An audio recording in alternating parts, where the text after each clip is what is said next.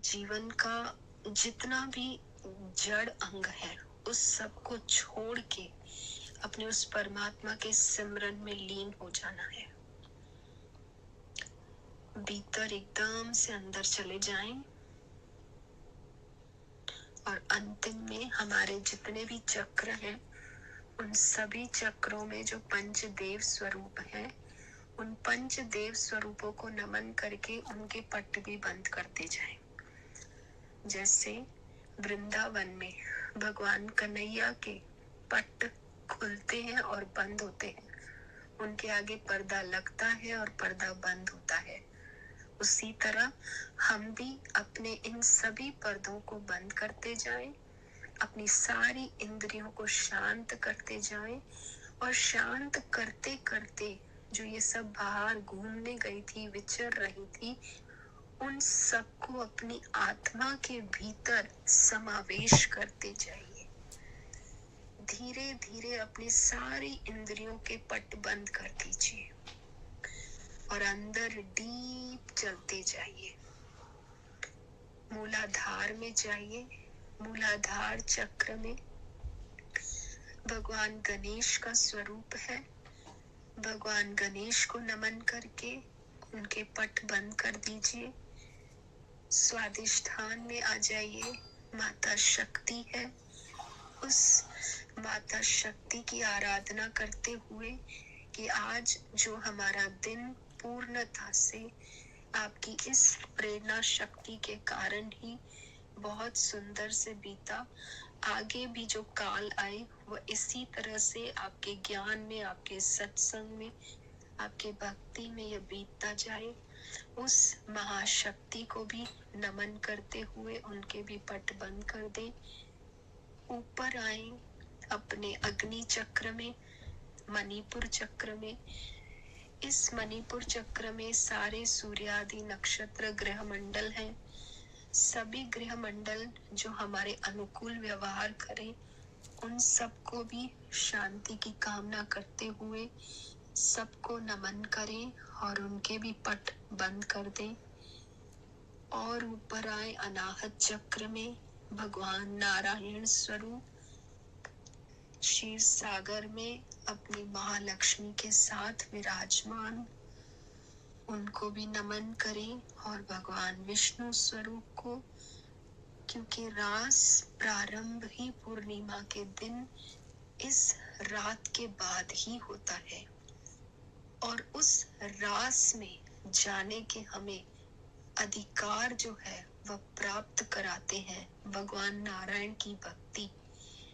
उस महालक्ष्मी की भक्ति, उन दोनों से अनुग्रह प्राप्त करके नारायण और लक्ष्मी के पट तो बंद हो जाए, पर उनके भीतर जो राधा कृष्ण का वास है, जो रास लीला है, वो भी प्रारंभ होगी। जब हम सभी पट बंद करेंगे तो पट बंद करने के बाद ही रास लीला प्रारंभ होती है। आप अनाहत चक्र का पट बंद करके विशुद्ध में आए। विशुद्ध में महादेव जो सदा ही समाधि में लीन रहते हैं, उनको भी नमन करते हुए उस महादेव की आज्ञा लेकर आज्ञा चक्र में प्रवेश करें। आज्ञा चक्र आपका स्वयं का चक्र है, क्योंकि यही ज्ञान चक्षु का चक्र है। यहाँ से ही हमारी ऊपर गति होनी है, इसलिए हमेशा इस आज्ञा चक्र में आकर अपनी स्थिति को बनाए रखना है। आज्ञा चक्र में आकर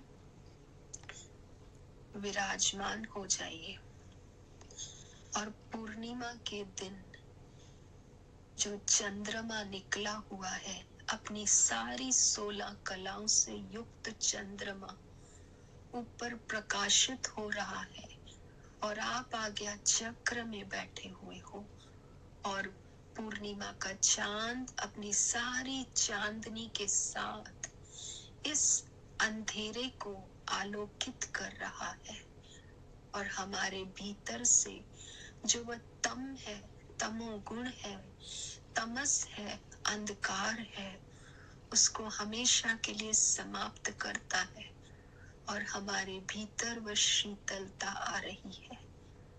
उस शीतलता के रस में भगवान श्री कृष्ण का प्राकट्य होता है और वे अपने अधरों पर सुंदर सुंदर बांसुरी बजाते हैं और उस बांसुरी की धुन में हम सब लीन हो जाते हैं।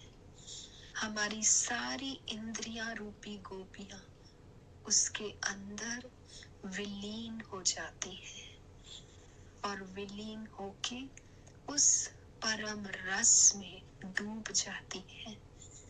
और यह समय होता है अपने आप को परमात्मा से मिलाने का, उस नाद ब्रह्म का श्रवण करने का।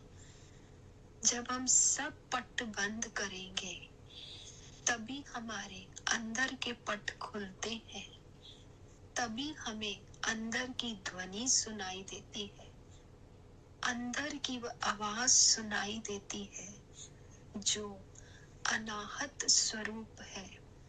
अनाहत जो कभी आवाज होती नहीं है, बिना आवाज के जो आहट है उसे कहते हैं अनाहत।